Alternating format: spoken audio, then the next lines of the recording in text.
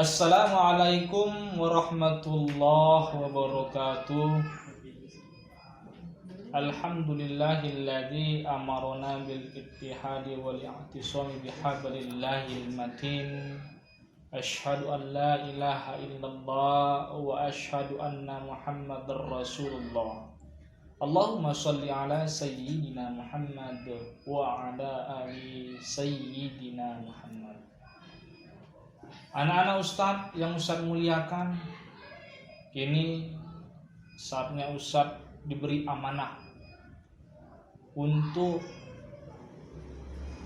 menyampaikan materi tentang kepemimpinan. Kepemimpinan dalam Islam yaitu sebenarnya diajarkan dalam syariat Islam, diajarkan oleh Al-Quran dan Al-Hadis, diajarkan dengan sunnah-sunnatullah dan sunnatur Rasul. Kita selaku pemimpin bagi diri kita, kalau sudah berumah tangga, kita pemimpin daripada keluarga kita. Al-Quran menyebutnya ar-rijalu qawwamuna 'alan nisa. Laki-laki itu pemimpin daripada kaum wanita. Dalam asbabun nuzul disebutkan bahwasanya dalil ini turun sebab-sebab dalam rumah tangga. Seorang ayah pemimpin dalam keluarga, seorang ibu pemimpin dari anak-anak, seorang anak pemimpin daripada dirinya sendiri, seorang kakak pemimpin daripada adik-adik, seorang abang pemimpin dari adik-adik. Begitu pula kalau kita merujuk dalam sejarah Islam, Allah menciptakan Adam. Wa idz qala rabbuka lil malaikati inni ja'ilun fil ardi khalifah. Tatkala Allah menciptakan Adam menjadi khalifah di muka bumi ini, menjadi seorang pemimpin di muka bumi ini, maka seluruh alam ini Allah tundukkan bersama Adam. Seluruh alam ini yang dulunya sering terjadi gempa bumi yang dahsyat, sering jatuhnya meteor-meteor dari ruang angkasa, sering lautan itu mengamuk yang kita sebut dengan tsunami. Tapi semenjak yang namanya khalifah diembankan ke bahu, di pundak daripada Adam, maka ketika itu pula lah Allah menundukkan segalanya kepada Adam alaihissalam. Maka kita adalah keturunan Adam alaihissalam. Bagaimana dulu Adam diajarkan dengan ajaran tauhid, bagaimana dulu ajaran-ajaran yang disampaikan Jibril kepada Adam alaihissalam adalah semuanya adalah aturan dari Allah. Agama Islam adalah agama aturan dari Allah Subhanahu wa ta'ala. Allah yang mengatur. Jadi kalau seandainya kita mau diatur oleh Tuhan kita, Allah Subhanahu wa ta'ala, maka kita adalah umat yang terbaik. Kalau seandainya kita mau diatur oleh Allah Subhanahu wa ta'ala dan Rasulnya, maka kita akan menjadi manusia yang terbaik, kata Rasulullah. Apa itu? Khairul linnas anfa'ul linnas. Manusia yang baik itu, manusia yang terbaik adalah manusia yang dibutuhkan oleh orang banyak. Anak-anak Ustaz semuanya, bahwasanya kesempatan ini di pandemi ini itu adalah salah satu melatih kepemimpinan kita. Bagaimana kita menjadi seseorang yang menjadi suri tauladan. Bagaimana kita menjadi seorang yang bisa melatih diri kita untuk mengembangkan bakat kita, mengembangkan potensi kita. Walaupun kita belum bisa menjadi pemimpin di luar sana, tetapi Ustaz yakin anak-anak Ustaz semua sudah menjadi pemimpin bagi dirinya sendiri. Nah, dari situlah kita bisa mengutip sebuah pelajaran bahwasanya kita harus lebih giat lagi Kita harus lebih kuat lagi melatih potensi kita, potensi akal kita.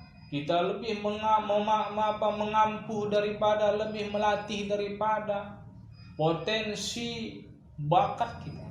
Bukan hanya akal, tapi bakat, kemampuan fisik. Fisik kita harus kita latih.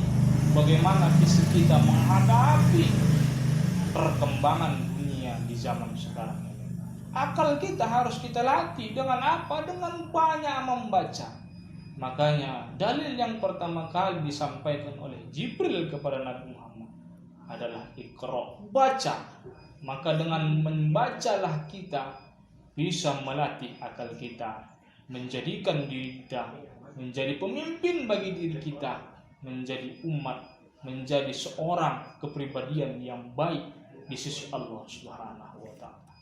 Anak-anak Ustaz semua, sekarang di tengah corona ini, di tengah pandemi COVID-19 ini, atau disebut dengan COVID-19 ini, bersama banyak yang mempengaruhi ideologi daripada kepribadian seorang.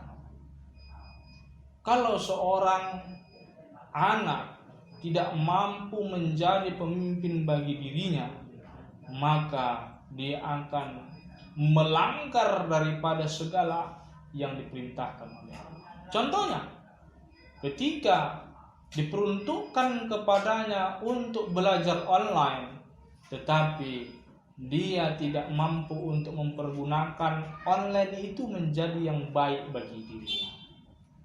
Tembalah online itu merusak daripada akal sehat, merusak daripada hatinya yang suci. Dengan cara apa? Banyak melakukan hal-hal maksiat dari dunia online, banyak melakukan hal-hal yang dilarang oleh Allah. Allah perintahkan kepada mereka jangan mendekati zina, bahkan Allah larang keras kepada mereka jangan dekati zina. Tetapi dengan online itu dia pergunakan untuk melakukan hal-hal yang dilarang oleh Allah, yang Allah larang keras olehnya.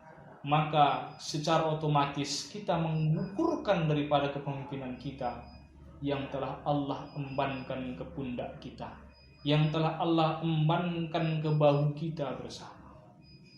Anak-anak Ustaz semua, kepemimpinan dalam Islam itu adalah menjadi karakteristik seseorang yang suri tauladan, yang bisa memberikan contoh yang baik kepada orang-orang lain. Kalaulah kita bisa memberikan contoh yang baik kepada orang lain, baik itu dari tutur bicara, baik itu kita berbuat, bersikap, baik itu kita memberikan suatu ide, itu adalah mencontohkan karakteristik kepemimpinan kita. Kepemimpinan itu ada pada diri kita, cuman kepemimpinan itu tidak tahu kita di mana letak kepemimpinan kita, sehingga para anak-anak Ustaz semua mau mencari jati dirinya. Ada yang jati dirinya itu terpengaruh dengan hasutan hawa nafsu, sehingga apa? Hilang jati dirinya dan hilang kepemimpinannya. Seharusnya kepemimpinan kita pergunakan untuk menegakkan agama. Dakwah ini adalah menunjukkan karakteristik kepemimpinan kita. Jangan lupa kita, kalau seandainya kita tidak bisa berdakwah bersama, safari bersama, baik itu di Tanah Karo di tahun ini, jangan jadikan ini menjadi lemah bagi kita. Kita bisa safari bersama melalui online ini. Lebih giat lagi kita membuat video-video yang melatih kemampuan kita. Dengan itulah kita bisa mengembangkan potensi yang ada pada diri. Kepemimpinan itu sebenarnya ada pada diri kita, cuman tergantung pada kita. Apakah kita mampu untuk mengembangkan kepemimpinan itu? Apakah kita jauh dari kepemimpinan itu? Anak-anak Ustaz semua, acara diklat ini kita jadikan menjadi momentum-momentum yang terbaik. Kita jadikan acara diklat ini adalah momentum untuk mengembangkan potensi kita. Kita jadikan acara diklat ini untuk melatih kepemimpinan kita. Kepemimpinan yang selain itu diajarkan oleh para rasul dan para nabi adalah tidak pernah kenal putus asa. Kalaulah seandainya kita selaku umat Islam, kita selalu mengenal nama Allah, kita selalu mengenal nama Rasulullah. Kalau seandainya kita itu murah putus asa dan kita sudah sering terpengaruh dengan yang namanya kezoliman, maka dengan itulah merosotnya suatu kepemimpinan bagi kita semua. Anak-anak Ustaz semua, mari sama-sama di tengah diklat bersama ini, di tengah momentum-momentum yang baik ini, kita kembangkan lagi kepemimpinan kita. Bagaimana Rasulullah memimpin para umat Islam dahulu dengan cara yang baik dan mencegah kemungkaran dengan cara yang baik pula. Dengan apa? Ketika Rasulullah diperangi, dilempari, disakiti hatinya, dicela dirinya, dia tetap sabar. Tapi ketika dia agamanya dihancurkan, ketika agamanya disinggung, ketika agamanya dipojokkan, ketika agamanya disentuh, dinodai, maka ia katakan in tansurullaha yansurukum wa yutsabbit aqdamakum. Dia tegakkan agama Allah. Dia yakin bahwasanya Allah akan memberi yang terbaik untuknya dan bahkan memberikan ganjaran yang terbaik untuknya di akhirat nanti. Anak-anak Ustaz semua, kita lihat bagaimana perjuangan para sahabat menyebarkan Islam. Kita lihat kepemimpinan Abu Bakar As-Siddiq. Dia terus bersosial, dia terus melatih dirinya menjadi seorang pemimpin. Padahal saat itu dia belum kenal arti kepemimpinan. Tapi dia mau untuk memimpin. Kenapa? Karena dia melihat jejak Rasulullah SAW. Niat yang ikhlas, niat yang tulus untuk mengembangkan dan menyampaikan syariat Islam. Inilah yang terbaik dari kepemimpinan Islam. Selain itu pula, kita jadikan pelajaran sebagaimana Umar bin Khattab yang dulu tidak suka oleh Rasulullah. Namun ketika Rasulullah mendoakan yang terbaik untuknya, ketika itu Umar bin Khattab ikut bersama Nabi besar Muhammad SAW dan masuk ke dalam Islam. Nah ketika itu dia memang betul menjadi seorang kepribadian Islam yang sejati. Dia tidak pernah kenal pantang lelah. Dia tidak pernah kenal putus asa yang sebelumnya usah sampaikan. Dia tidak pernah kenal yang namanya capek. Dia tidak pernah kenal yang namanya lapar dan haus. Yang dia pentingkan adalah lillahi ta'ala.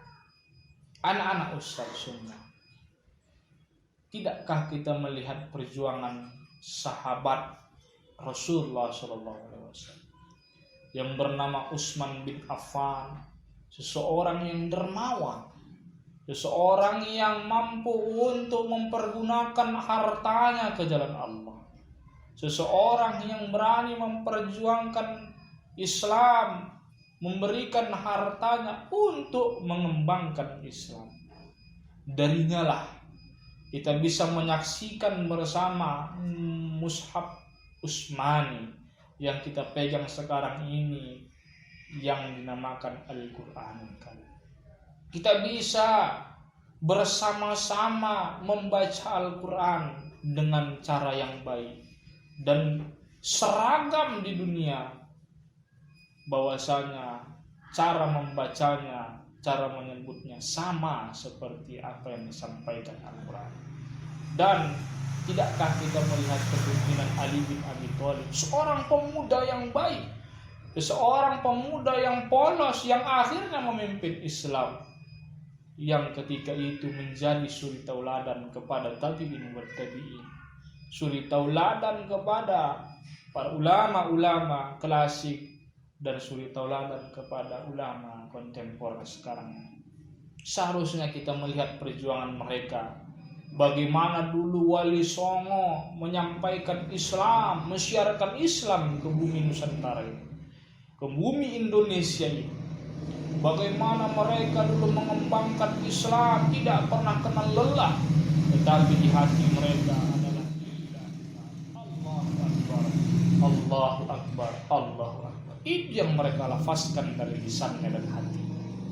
Maka dalam kesempatan ini kita harus lebih memandang sejarah. Jangan kita jadikan sejarah itu menjadi dongeng bagi kita. Karena banyak yang Ustaz dengar bersama ketika diceritakan persoalan-persoalan sejarah, ia katakan dongeng. Itu bukanlah dongeng.